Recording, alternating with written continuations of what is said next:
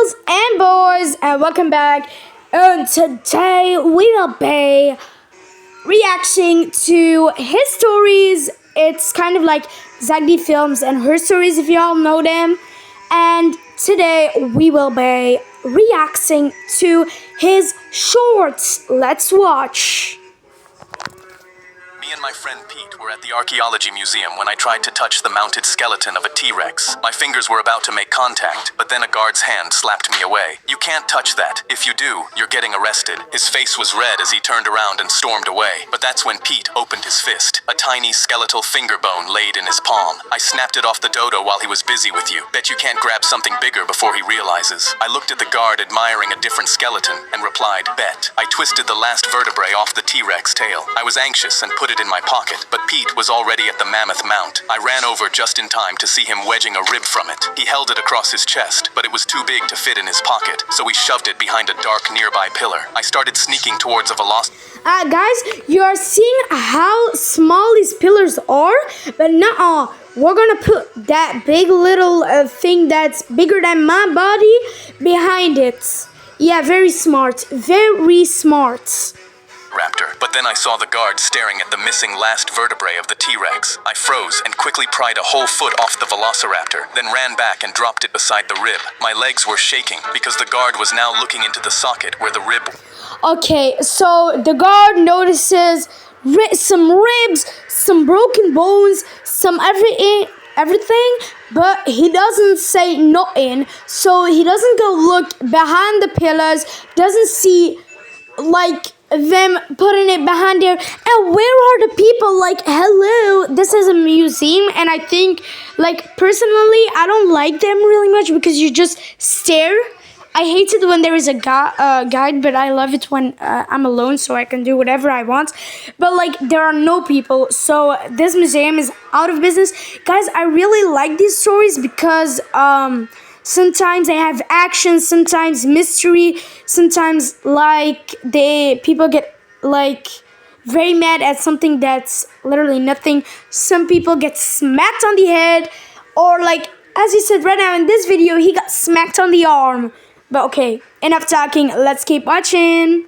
His mouth was moving. I'll kill whoever did this. I looked back, but Pete was already sneaking past the guard, who was screaming into his radio and pacing. He came back carrying a giant saber tooth, smirking, beat that. I felt my insides twisting as I tiptoed to the brontosaurus and took 2 bones off. Hey guys, look at my battery percentage, it's 67.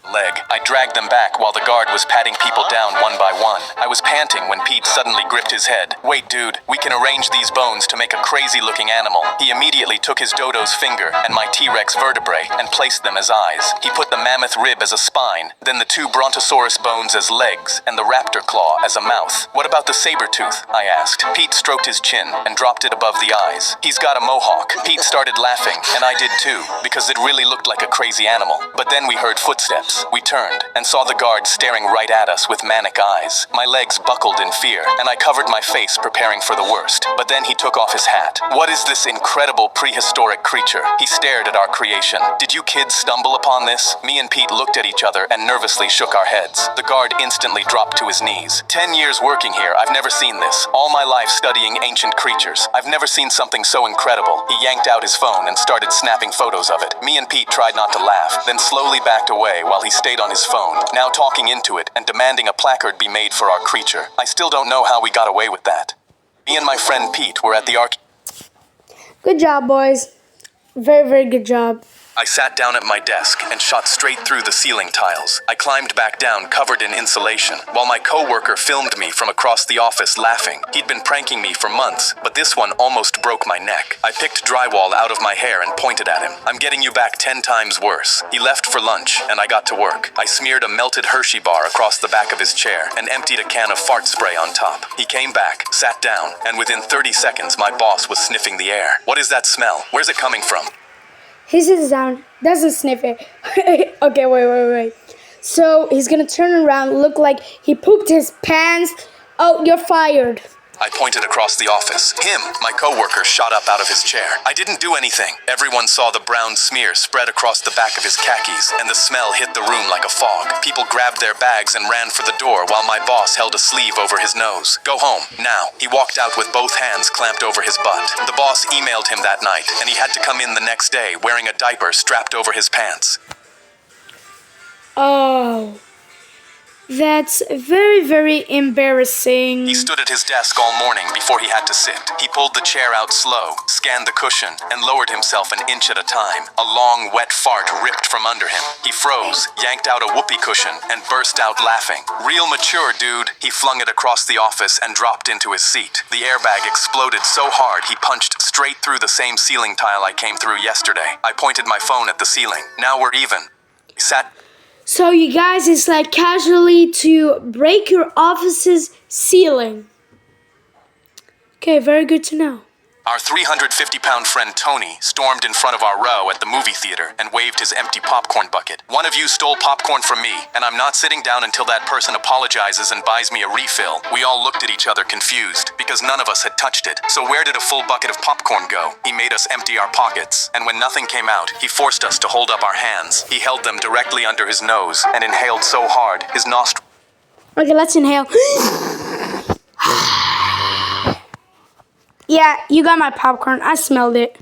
Flared. Okay, so none of you smell like butter popcorn. He ran to the front with sweat already dripping down his forehead and faced the whole theater. But nobody's innocent until I find the criminal. A couple hurried out, and Tony paced the aisle interrogating strangers while I slid down my seat trying to disappear. His eyes landed on a little kid hugging a full bucket of popcorn. He instantly started climbing over the seats, ready to grab it like a lion grabbing its prey. I deserve this! I lunged for his hoodie, and a single kernel dropped out of his hood onto my armrest. I felt a light bulb ding over my head as I realized what was going on. Tony, put your bucket down. Put your hands behind your back, neck up, and stretch. And the second he stretched, popcorn poured out of him, out of his hood, out of his collar, out of all of his fat folds, until a pile of popcorn surrounded his shoes. We all gasped, because nobody had touched his popcorn. The only person who'd stolen from him was his own fat rolls. Tony scooped the pile back into his bucket and sat back down. Case closed.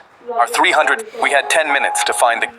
I got nothing to say about this little short, 250-pound guy trying to disguise his popcorn in his belly fat, and then comes here trying to jump a kid, and then nah. We had 10 minutes to find the killer in the room with us. The lawyer handling my grandmother's will passed us each an envelope. Everyone has their own letter, and you cannot let anyone read yours. Your time starts now. I tore mine open and almost dropped it. Figure out who killed me, and my fortune is yours. The clock behind him was already counting down from 10 minutes. So guys, let's look. Wait. Dad shoved his letter into his... Dad, a mom, a girl, a sister, I think, and a brother. So, okay. Wow. Okay, let's listen to where the suspects were. Jacket and narrowed his eyes. Whoever wrote this sick prank should be ashamed. Nobody answered. Mom wound her necklace around her finger and turned to us. Okay, you two, this isn't funny. The lawyer cut her off. This is not a prank. I take it seriously. My parents burned 2 minutes fighting over who'd pull a prank this sick while the clock dropped. My sister slipped out her phone to text me, but the lawyer crossed the room and took it from her hand. No phones. With 8 minutes left and a killer at this table, I dug my fingers into my pant legs and made myself speak. This is about Grandma, so let's each say the last time we saw her. Mom's shoulders dropped. The hospital, the day before she died. Okay, so the mom was the day before she died at the hospital. So not when she died, you understand? We played cards. Dad rubbed his neck. I came by a few hours after Mom and made her some tea. The clock... Some tea? You sure? 5, and I turned to my sister. You sure was it tea or poison? Tea or poison? When did you see her last? She pulled her knees to her chest and hid her face. That's very sus, but still... I asked again, and she curled tighter as the clock slid under 2 minutes, my heart slamming against my ribs. Dad shot to his feet and... It's the dad. You're not gonna tell me she's holding her legs and then you're gonna come? And I think he's suspecting her. But literally, let me tell you. It's the dad 100%. Literally. jabbed a finger at her. Why so quiet? You wrote these letters, didn't you? He grabbed her arm and yanked her toward him, and that was when it clicked. It was the tea. The room went still. Mom played cards with her. You're the only one who gave Grandma something to drink before she died. It's you, Dad. Dad froze, his hand still locked around my sister's arm. The lawyer clapped once. Well done. The door flew open as 2 officers kicked it in and stormed the room, ripping Dad off her and slamming him to the floor while he screamed, his jacket torn loose in the scramble. You can read each other's letters now. Mom's matched mine, but my sister's held 2 words. Say nothing. She finally lifted her head. I came by right after Dad left. His tea smelled wrong, so I begged Grandma not to drink it. Then the door opened again, and Grandma walked in very much alive. She'd let What, the grandma ain't dead? Us all believe she was gone, just long enough for the man who poisoned her to walk in certain he'd won. Well done, everyone. Mom's hand clamped onto my arm. Grandma lifted Dad's letter from the jacket on the floor and turned it so we could read what she'd written him. You get nothing. I know what you did. The clock behind her hit 0 and rang.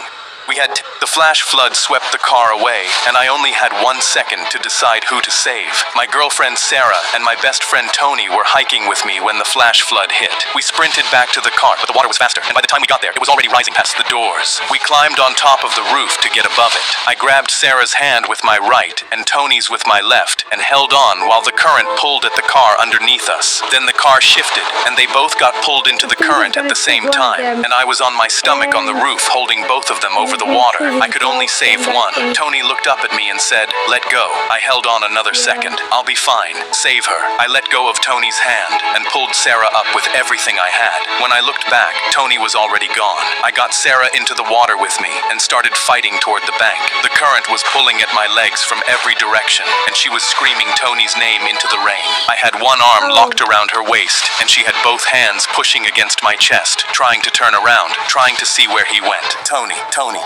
I couldn't look back. I dragged her up the embankment on my knees until we cleared the water and collapsed on the grass. She was coughing, gasping, both hands in the dirt. I got to my knees and looked back at the water. Tony wasn't there. I sat... She's literally saying Tony, and not even saying thank you. I understand you're just worried about the other friend, but first of all, you thank him, and then you would say, is he dead, or can we still save him or something like that, because... There on the bank and thanked God she was alive. I'd let go of my best friend to drag her out of that water. Her lungs were working, and that was supposed to be enough, but she wasn't holding on to me. She was on her hands and knees in the mud, screaming Tony's name at the river like she could pull him back out of it. I reached for her and she fought me, both arms stretching past me toward the water, and that's when it hit me. I gave up Tony so she could live, and she didn't even know I was there. I was going to spend the rest of my life holding a woman who would never stop reaching for the man I let go of. She was still saying his name. The flash floods... Oh, that's sad. Okay, let's read some comments. Yeah, bro, drag her back into the water. We got Tony's... Yeah, and the card Mr. Bean, yeah. Not even thanking her. Not even thanking your lifesaver. Yeah, that's what I told you guys. She's not even thanking him. Just Tony. Swim or grab into the side, staying in the water and not moving. Okay. She's definitely cheating with Tony. Really. The car looks like Mr. Bean's car. Literally. Okay, so thanks for watching, and tell me how you liked his stories. I liked him really much because I'm a fan. I should actually subscribe. I'll subscribe. Yeah, he and his stories and Zach D Films, I'll be watching them next time. So thanks for watching. Goodbye. Love you all. Till the next video.